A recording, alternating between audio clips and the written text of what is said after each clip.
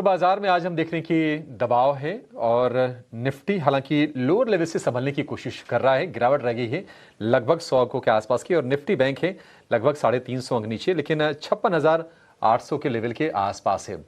क्या 56,800 के ऊपर 56,800 57,000 के दायरे में जाएगा बाजार, ये देखने वाली चीज होगी।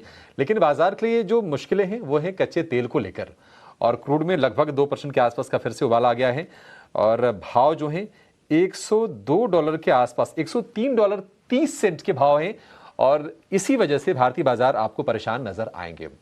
तो अमेरिका और ईरान के बीच में अगले दौर की बातचीत कब होगी अब किसी को नहीं पता है।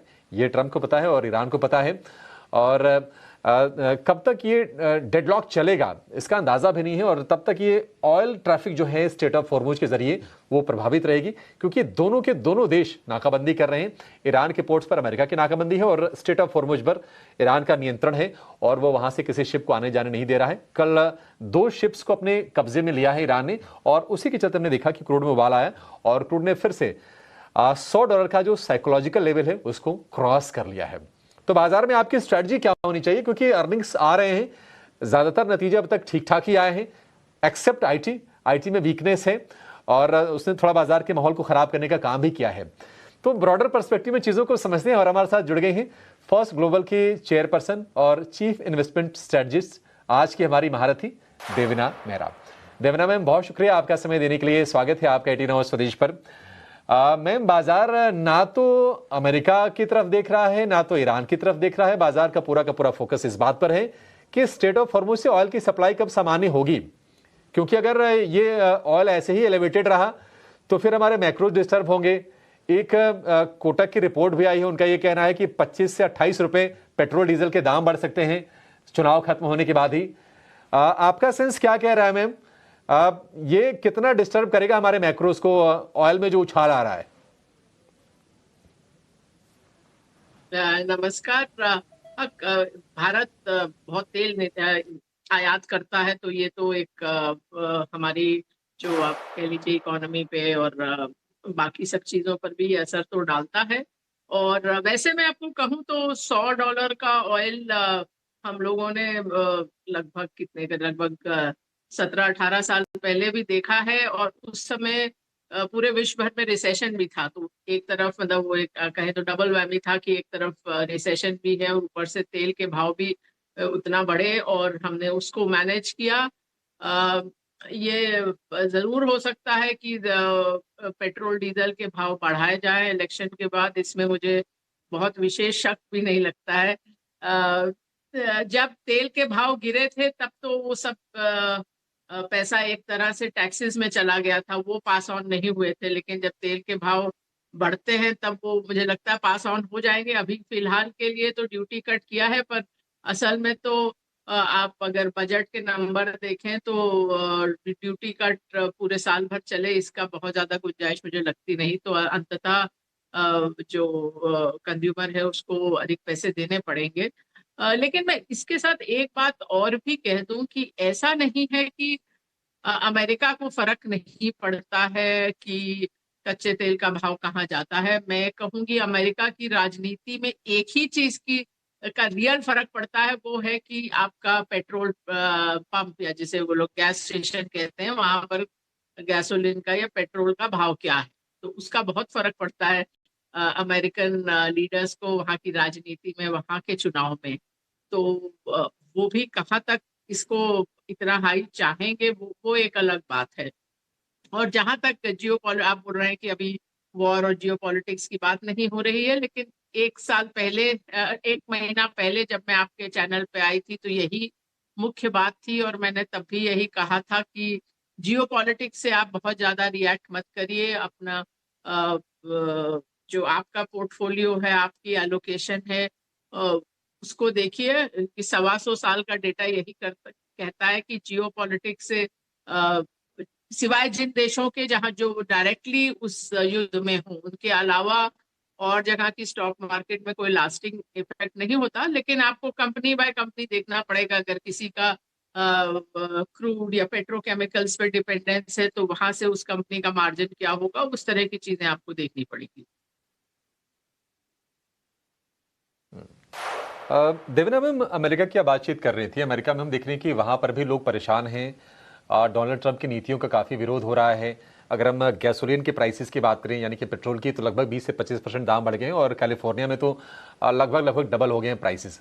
लेकिन स्टॉक मार्केट का सेंटिमेंट अलग है, क्योंकि वहां पर S&P 500 नए रिकॉर्ड पर है, नैस्डैक नया रिकॉर्ड बना रहा है। अगर हम एशिया में देखेंगे तो यहाँ पर जापान के मार्केट्स में या फिर कोरिया के मार्केट्स में हम नए हाइज बनते हुए देख रहे हैं। तो भारतीय बाजार, या फिर हम ये कहें कि जो सेंटिमेंट और जो प्राइस है वो इतने डीकपल्ड क्यों है मैम? देखिए, एक तो वैसे मैं आपको कहूं कि S&P बढ़ तो रहा है, लेकिन अब वो जो कॉम्पोजिशन है जिसमें वो बढ़ रहा है वो बिल्कुल अलग हो चुका है। तो हमारे जो अक्सर मैं पढ़ती हूँ अखबार में या टीवी पर, वो एक्सपर्ट्स जो सो कॉल्ड एक्सपर्ट्स जो बोलते हैं कि भारत में पैसा नहीं आ रहा है क्योंकि यहाँ AI वाली कंपनीज नहीं है, आर्टिफिशियल इंटेलिजेंस वाली कंपनीज नहीं है, या उसको थोड़ा और फैंसी तरीके से कहें तो बोलते हैं India does not have a innovation story. लेकिन वो तो अब कल की बात हो गई। अब ये जरूर है कि पिछले 3 साल S&P में जो बढ़त हुई वो अधिकतर टेक के कारण हुई। उसमें भी टेक के खाली जो मैग्निफिसेंट सेवन जो बड़े 7 स्टॉक कहलाते हैं उनके कारण ही हुई। तो 2024 में 60 से ज्यादा% वही चले थे।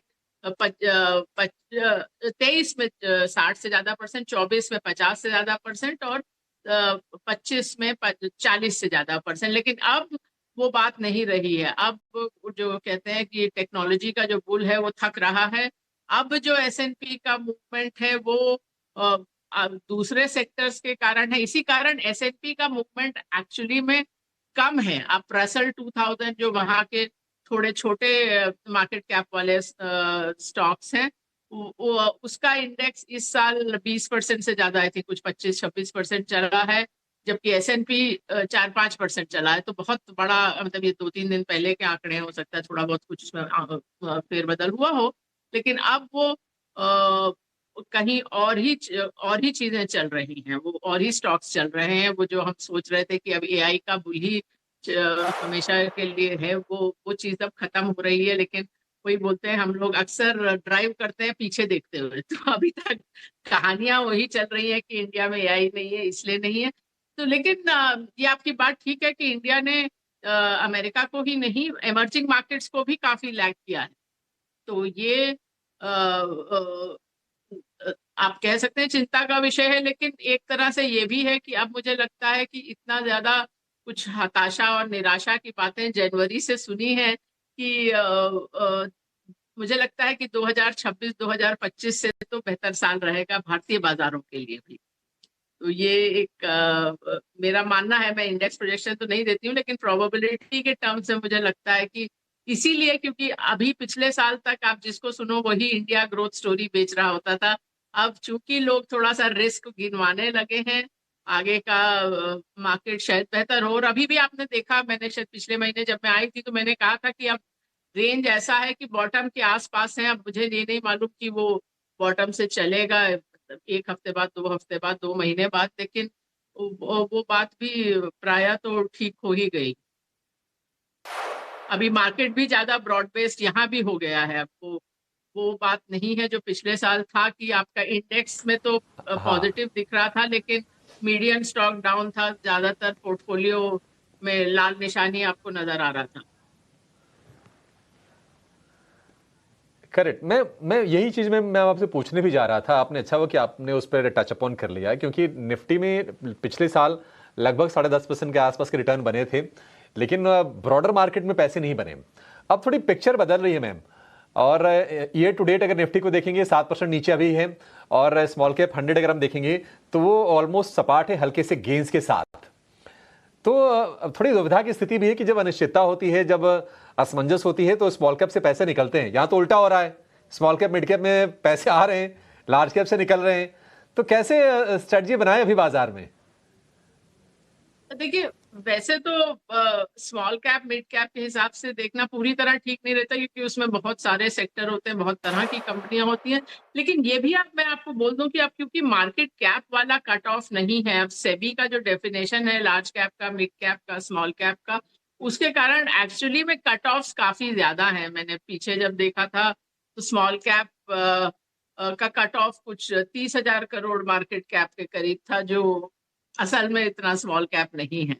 तो उसमें कई और मिड कैप में तो आप कहें तो काफी बड़ी ही कंपनियां हैं, तो वो उस लिहाज से नहीं। लेकिन ये आपकी बात ठीक है, मैंने भी आखिरी में यही बोला कि अब मार्केट की ब्रेथ बढ़ रही है। पिछले साल अब BSE 500 भी कुछ मेरे ख्याल 5-1% ऊपर था, लेकिन जो मीडियन स्टॉक था वो डाउन था। 57% स्टॉक्स डाउन थे, 40% 10% से ज्यादा डाउन थे। तो अब वो कुछ हद तक स्थिति बदल रही है। तो अब वो ये बीच में था कि खाली ही लार्ज कैप ही एक तरह से थोड़ा ठीक ठाक किए थे, बहुत बहुत तो वो भी नहीं चले थे। लेकिन अब वो थोड़ी मार्केट की ब्रेथ सुधर रही है, जो भी मार्केट के लिए अच्छा संकेत है। जी, ठीक है। देवीना मैम, बहुत शुक्रिया, आपने समय निकाला और कुछ अहम मुद्दों पर आपने विचार हमसे साझा किए। Thank you so much ma'am, आज समय देने के लिए।